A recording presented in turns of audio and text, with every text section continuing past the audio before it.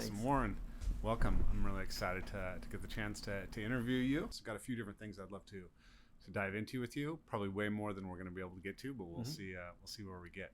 Absolutely. So you've been working for many years in men's issues, but then before that you started with feminism work Yes. for now, and you've been a journalist and an author. So your most recent book is called The Boy Crisis. It's Yes. about how boys in particular are struggling in our society. And this is something that's close to my heart. I was one of these kids with ADHD who had to get taken out of the school system, struggled with, was getting in fights as a kid.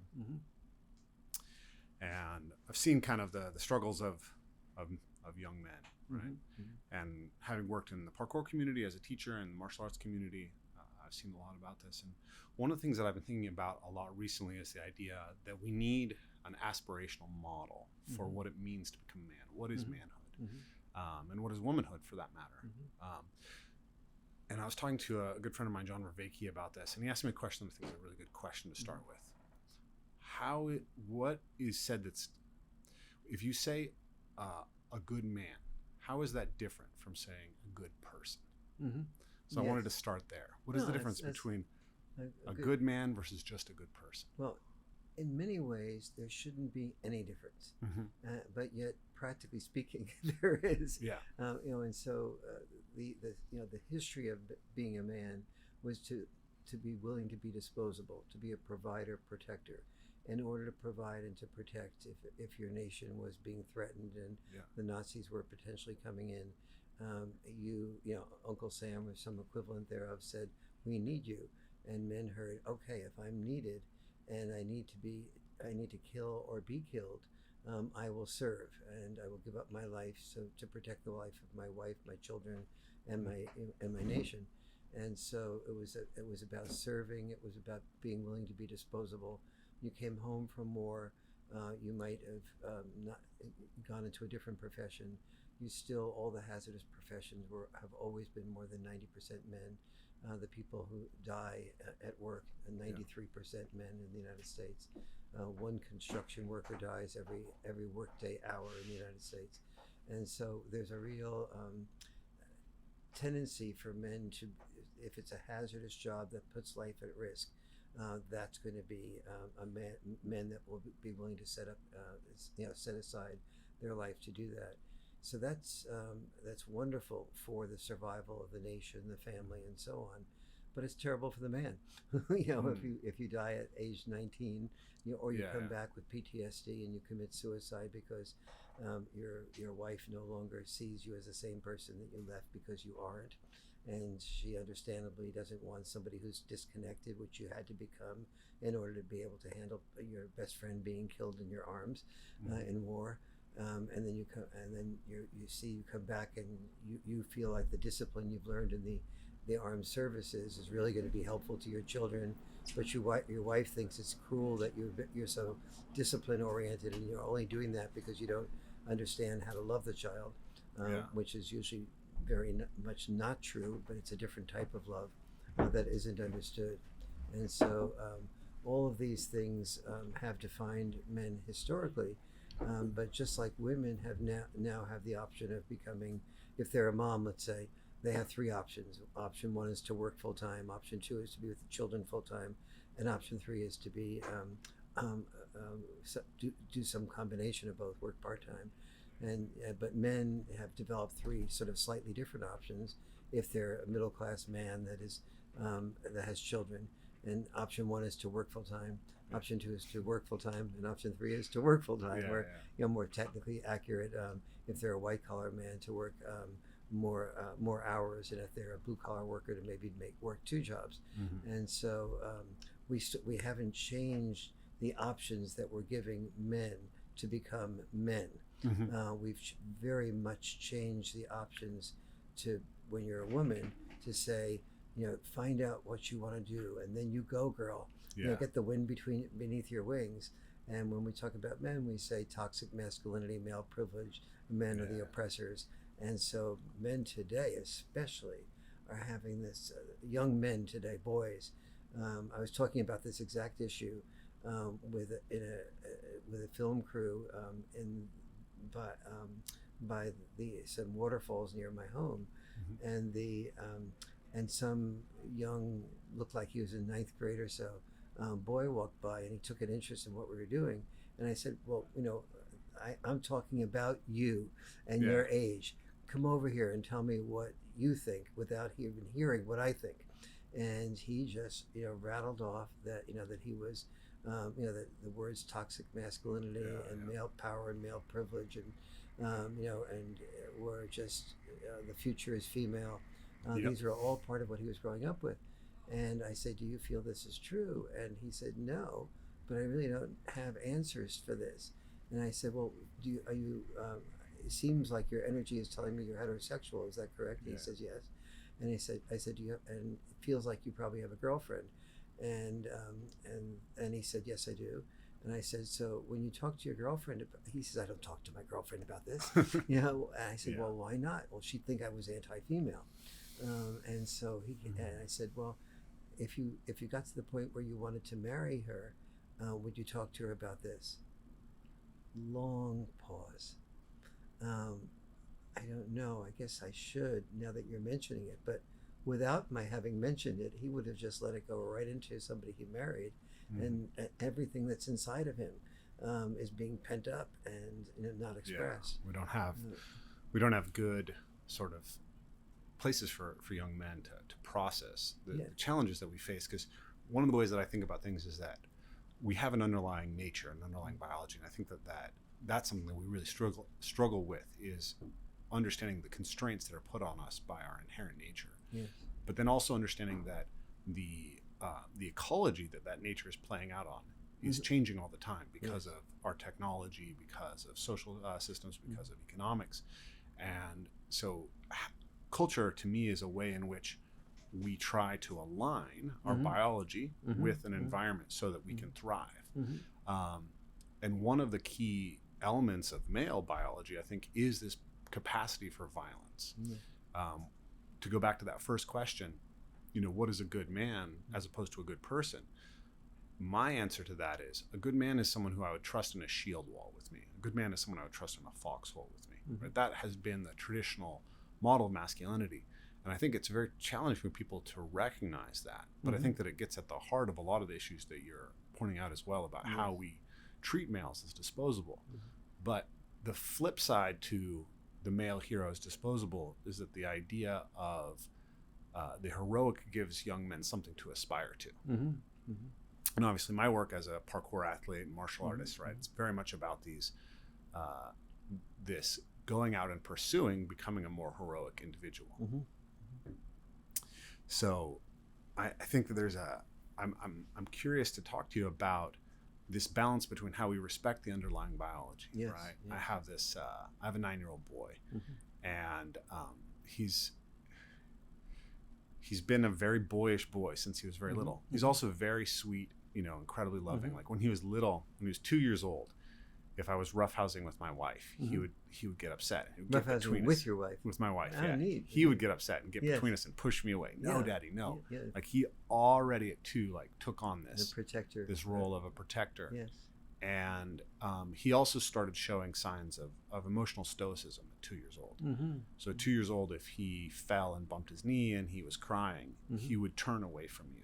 If you wanted to pick him up and hold him, he would refuse to be comforted. Yes. And that's been true of him, right now at 9, we're just kind of getting him to really open himself up emotionally and teach him some emotional literacy. But he has this inherent nature that's very driven towards the pursuit of competence and physical capacity.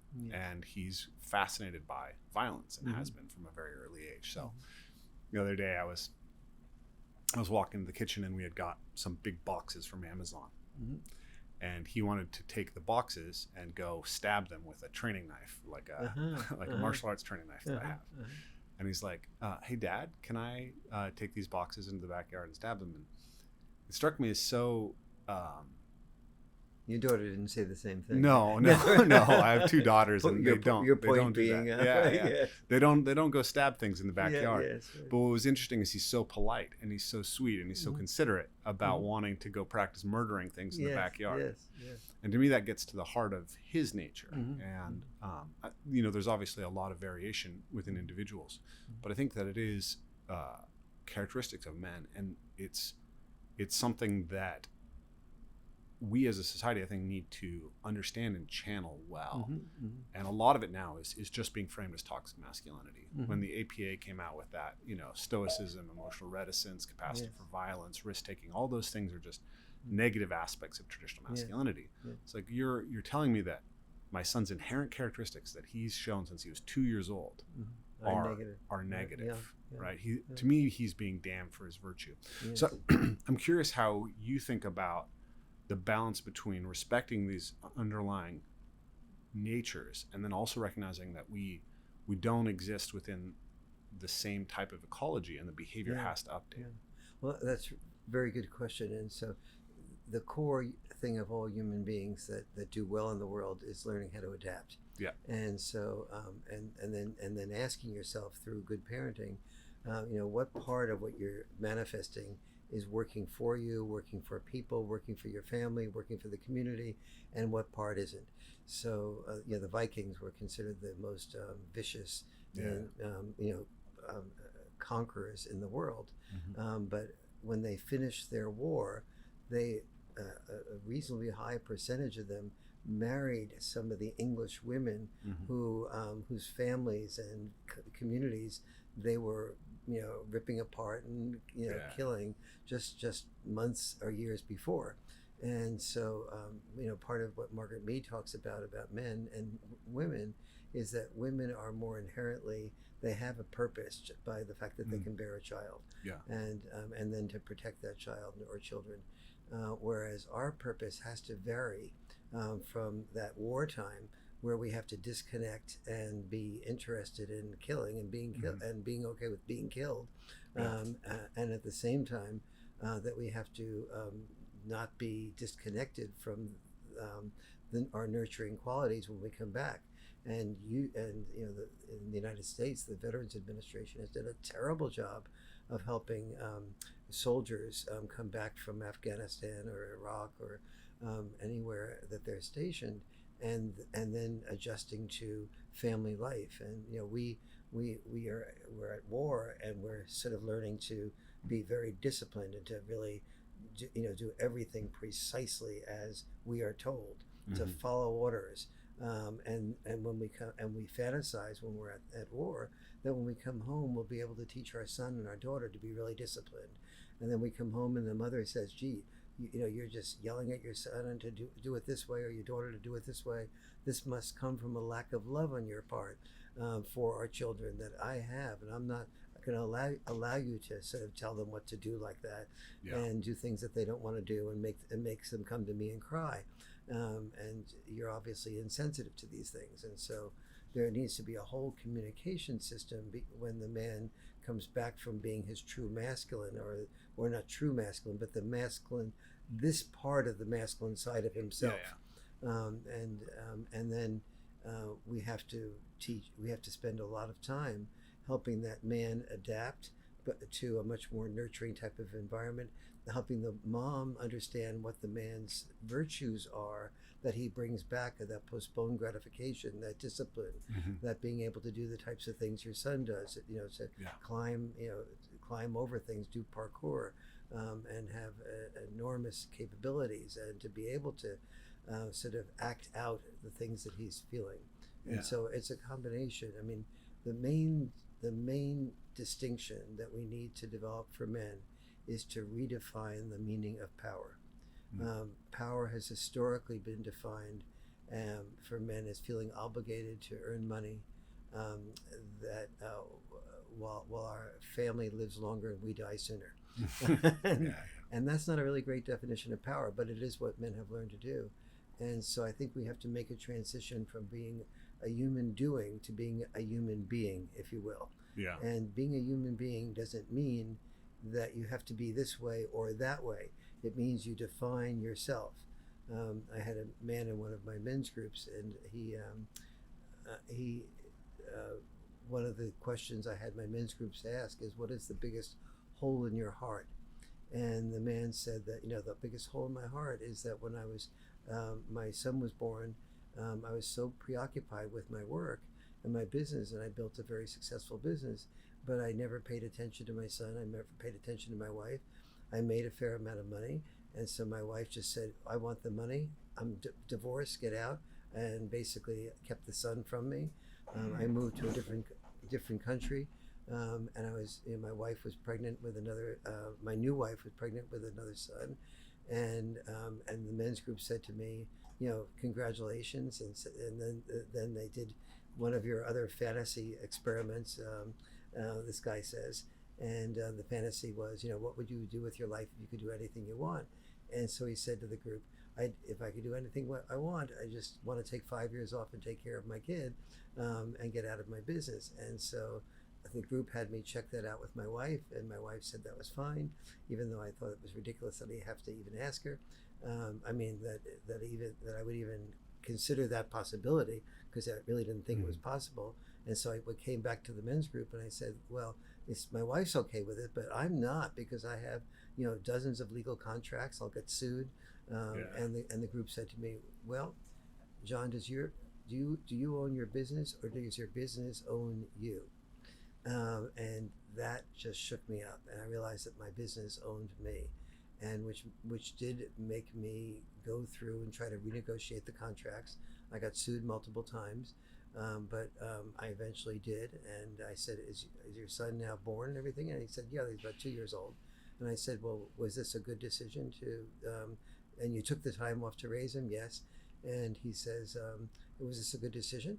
And he said, well, Warren, it was the best decision of my life. I used to write about love, and now I feel love every minute I'm engaged with my son, which I imagine is true with you as well. Mm-hmm. So at this point in time, some guy comes up to me. I just came back from my first book tour.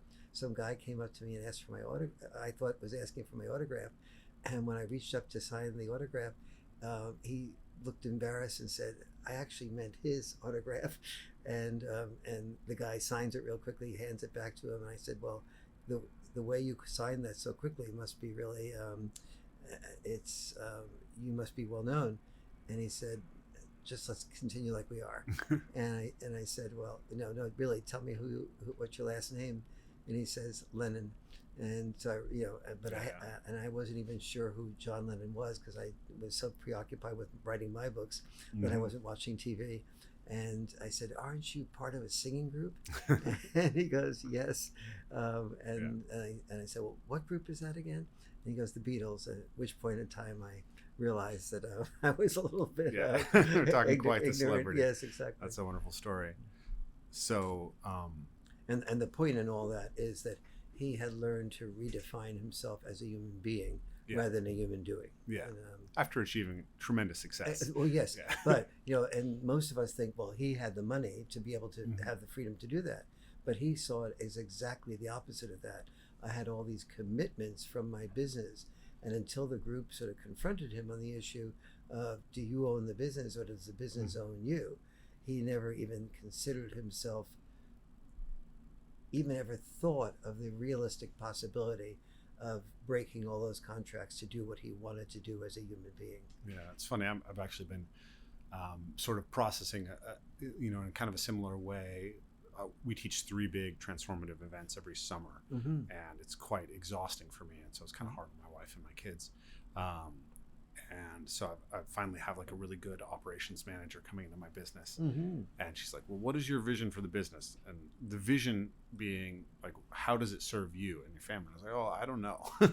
Right. Because I've been so focused on the mission, how it serves the world, that actually asking the question of what would it look like for it to optimally serve me is something that I've struggled with. And keep that woman. Yeah. Oh, she's great. Yeah. And it comes down to like, can it serve my wife and my kids? Yes. Optimally. That's what it comes to.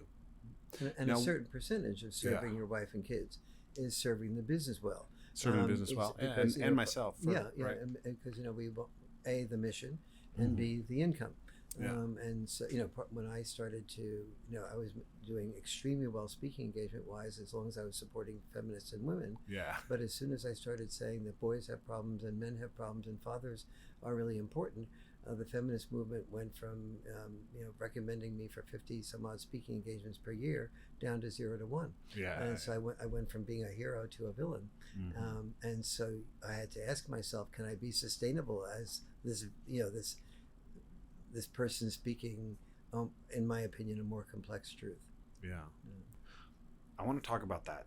Like, there's a validation, or there's a deep joy that comes for me, in working with my kids. Mm-hmm. And then the same thing, like John Lennon, and for many men, that's the most meaningful thing that we're going to experience. But there's also this like really intense joy for me, and many men don't get this in their career. But when I go out and I teach on the road, and I'm introducing people to rough and tumble play and flying through the trees, and they're lit up by it, it's like it fills this.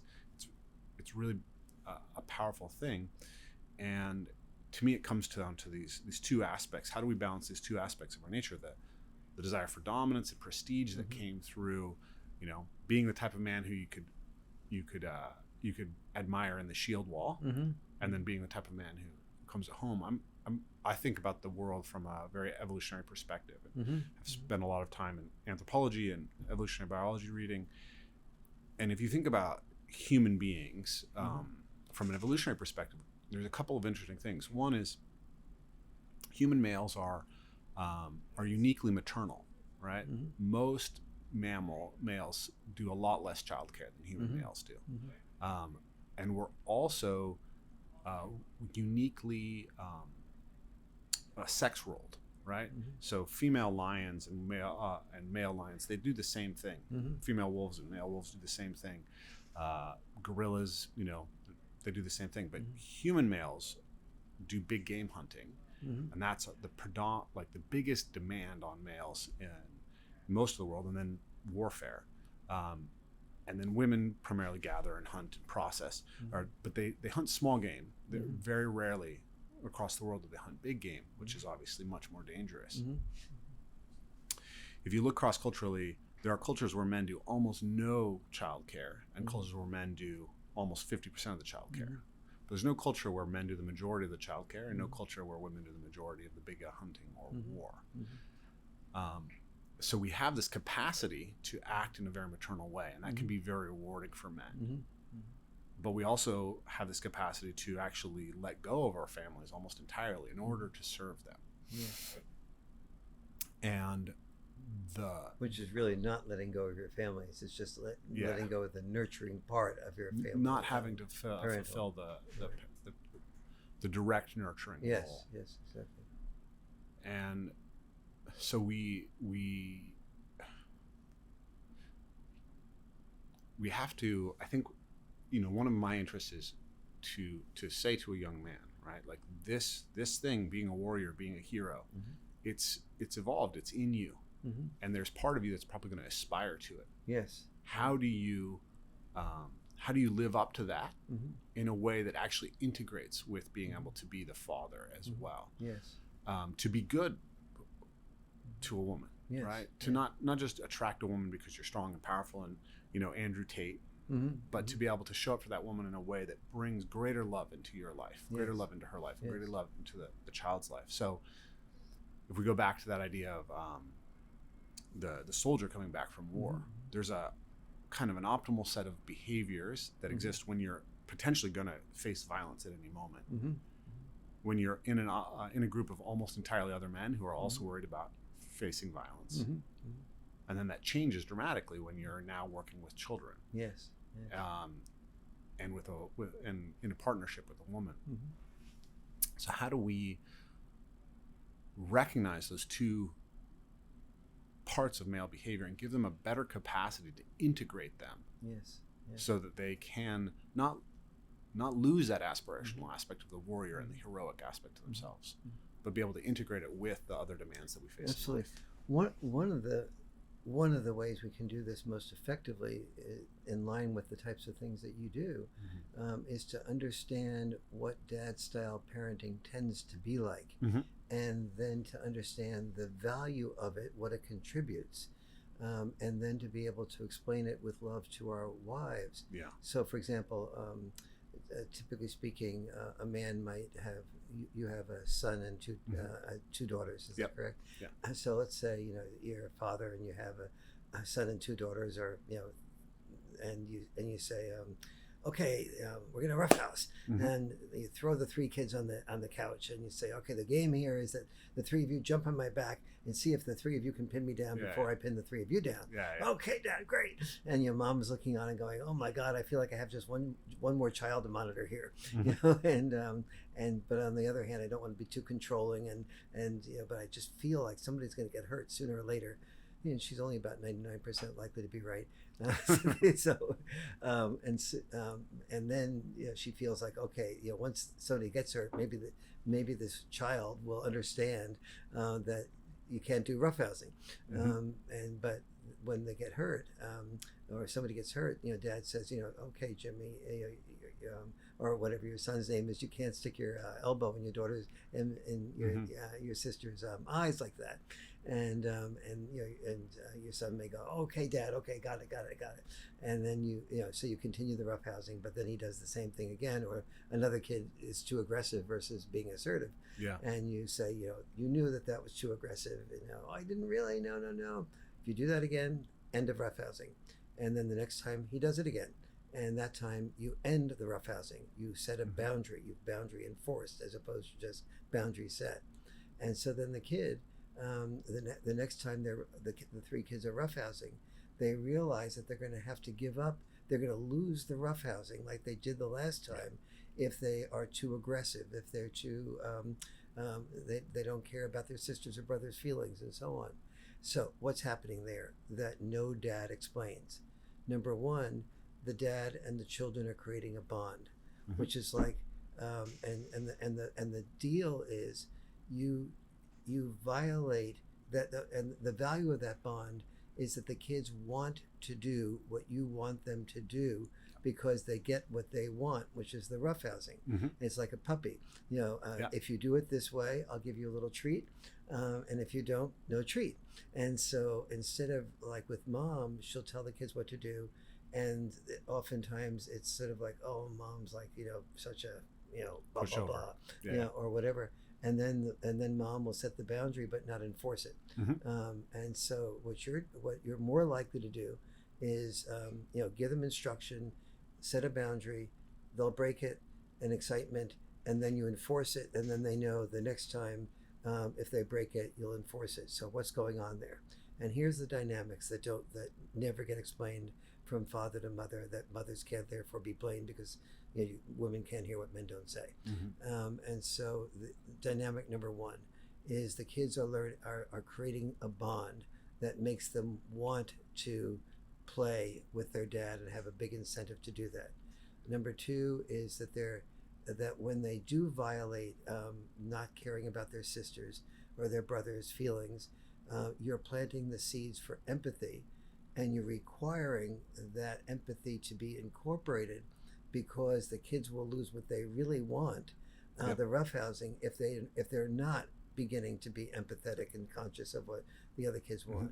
So here you're having, and then the kid has to give up what he wants to do immediately, which is push the brother or sister aside, for what he'd like to have eventually, which is the roughhousing. That's postponed gratification. Postponed gratification is the single biggest predictor of success or failure in life. And then he's, by learning the difference between being assertive and aggressive, he's learning social skills. But he's learning social skills not because you said it's good to have social skills, but because he's losing what he really wants, roughhousing. If he doesn't manifest those social skills, and as a result of having the social skills, he has more friends, less loneliness, less depression, is less likely to take drugs. But all of these things, have you ever heard a father say this to the mom? I'd like to do roughhousing. I have. You have? Oh, I mean, I'm in a unique situation because my wife actually did her master's thesis on parkour as a form of adult play. Oh, really? Yes. So she's reading Jean Piaget and Beckhoff and everything. So she's always known the value of rough and tumble play. She saw me do it with many kids before we had it. But we talk about these things, right? The importance of these things, and we try to share it with the people in our community. I actually, like, when I introduce people to rough and tumble play, because part of what we do is actually take adults who really haven't had a deep experience of rough and tumble play, teach them the dynamics of good rough and tumble play. In order to do that, we're like going back to the research of Piaget and Jaak Panksepp and folks like this on it, and showing them how handicapping works. And Piaget believed that morality is iterated games, right? Yes. That we build up from the game. And I think in some ways rough and tumble play is kind of the original game, right? That we start with the necessity to be able to solve a dominance problem without engaging with lethal violence. And so we develop agonistic combat, interspecies combat, wrestling. So everywhere in the world, animals will wrestle to determine dominance instead of using their most lethal capacities. Like venomous snakes will try to pin each other's heads down. They don't try to strike each other with their teeth, right? Goannas will try to pin each other's shoulders down. Rats pin each other on the shoulders. They're not biting during those interactions. And buck elks will just show their, this is a buck elk belt, and and they go horn to horn versus horn to side, or they right? just, if they're trying to kill a or wolf, they just show each other's horns to each other, and see who's got the and somebody horns. goes, all right, don't deal with that one, and you back off. And why do they do that? Because the women choose the males that are the most alpha, meaning with the greatest amount of antlers. But what nobody says to anybody is that in order to develop those antlers at that level, you have to forfeit 30% of your calcium, nutrition, and nutrients. And therefore, if you don't immediately, after procreating, if you don't immediately rut and get rid of those antlers, you're likely to not have enough nutrition to survive the winter. So you've got to do that. You've got to make that change extremely quickly, and so the point is there that that men's weakness is our facade of strength. Yeah, it's male disposability at the kind of like most deep biological level, which is that once males enter into that competition for dominance, they're playing a faster life history strategy where they're going to exhaust themselves much more quickly and die earlier. Because that's the demand that allows them to be successful in that specific mating environment. And this physical activity is really translates into the general need for boys in particular, but also for many girls, especially ADHD type girls, to do physical activities first. So there's a school in Bedford-Stuy called Urban Dove. And that school was formed from gathering together all the kids in the area that had already dropped out of school or were being told by counselors that if they they're basically going to drop out. It was expected that 0% of them would ever graduate from high school. And so they developed a program which is still going on today. For the first 2 hours of every day, the boys and girls would be physically active. And now the coaches did not do the coaching with the physical activities for the rest of the day. It's just the first 2 hours. Everybody participated in physical activity, and these kids were much more settled down. And then the coaches went around to the classes to see kids that have problems. Like say there's an algebra problem, and the coach works with the kid to sort of treat that algebra problem as the opponent that you just played against before, and the kid sort of like looks at it in a different type of way instead of going. The kid is like, all right, I'm going to beat that algebra problem and solve it. I've done that exact thing with my son. Is that right? Yes. So I was taken out of the school system when I was 8 years old, going into fourth grade because of ADHD. And ever since I've always thought, I didn't know about this program, but I've always thought that all, like, I think most of ADHD, not all, but most of ADHD is just high movement need. Every child needs to move, right? It's just part of their developmental demand. They have to develop their bodies to be able to be competent adult humans, Absolutely. right? And so, I've always thought, like, if you just took those boys and some of the girls and just ran them and let them wrestle and did parkour with them for 2 hours, they're going to do great. And that's basically what happened in my education. We only did 2 hours of homeschooling a day, but the rest of the time I ran around in the woods, and then my mentor would roughhouse with me extensively. And then with my son, we have him do parkour 2 to 3 days a week, and then he does wrestling or jiu-jitsu once a week. And he's like always the best behaved kid in every class that he's in, and he will be great in every kind of social, and he's very attentive to the rules and wants to do things right.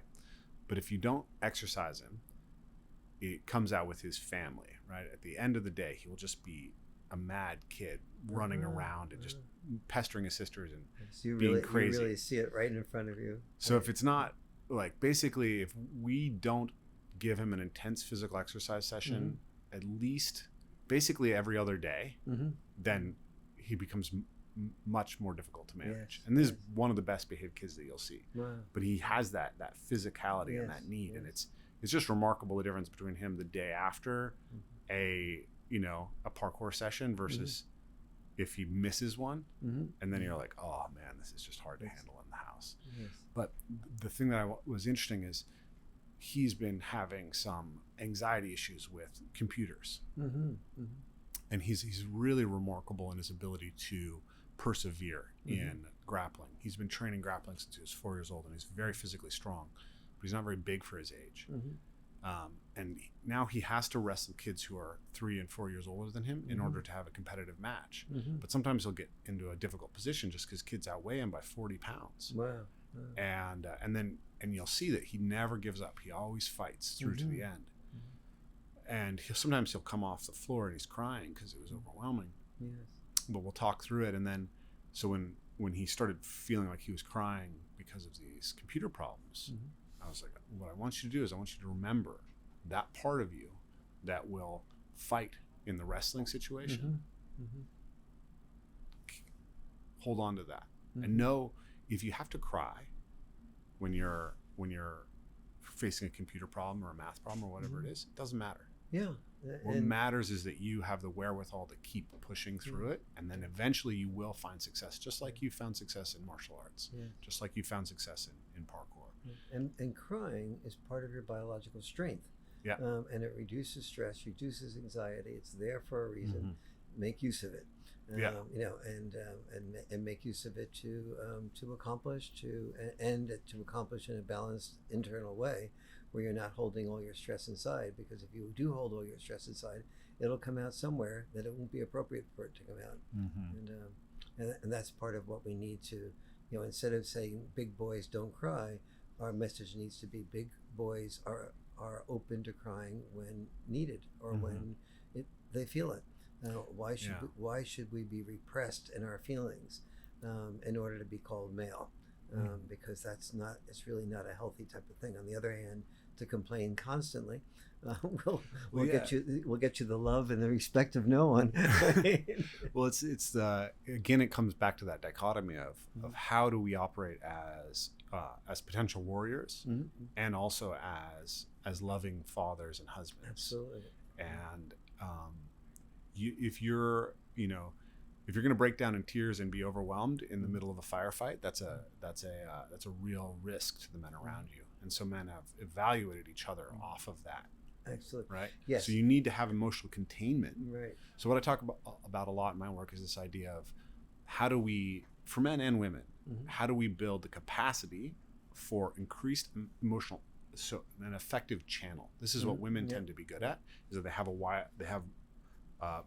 like a more capable channel for affect to move through. And a lot of men have suppressed their affective channel. But both sexes need both to really feel what they're feeling, the capacity to really feel what they're feeling, because feeling is actually what tells you how to interact with the world in many ways. But then the ability to contain that so that you can act in the world. Yes, that firefighter needs to repress that feeling while he's doing the fire, and then give himself an opportunity to break down and afterwards and cry it out, and recognize that it served the person he was rescuing well, for him to not get, for Mm-hmm. him to say, I need 10 minutes to cry before I come into the situation. You know, and it's one of the reasons why if I sometimes joke that, if my house was on fire and I had a choice, do I hope a liberal, compassionate, caring man is outside seeing that? And because his response will be, I'll call 911. Mm-hmm. Or do I want a conservative, repressed man to come in?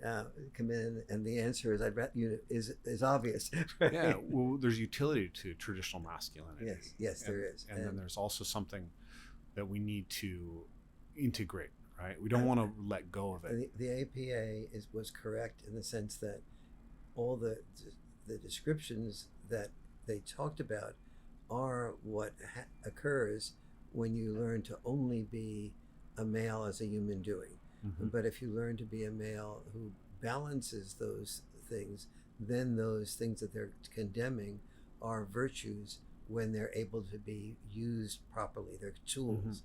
Mm-hmm. And as tools, they're very valuable for your family, for love, for saving other people, but as things that but if you only go through those tools, if you only go through life carrying a sword and a gun, you're not going to serve all the purposes you can in a very broad-ranging life. It used to be that that neither men nor women had power.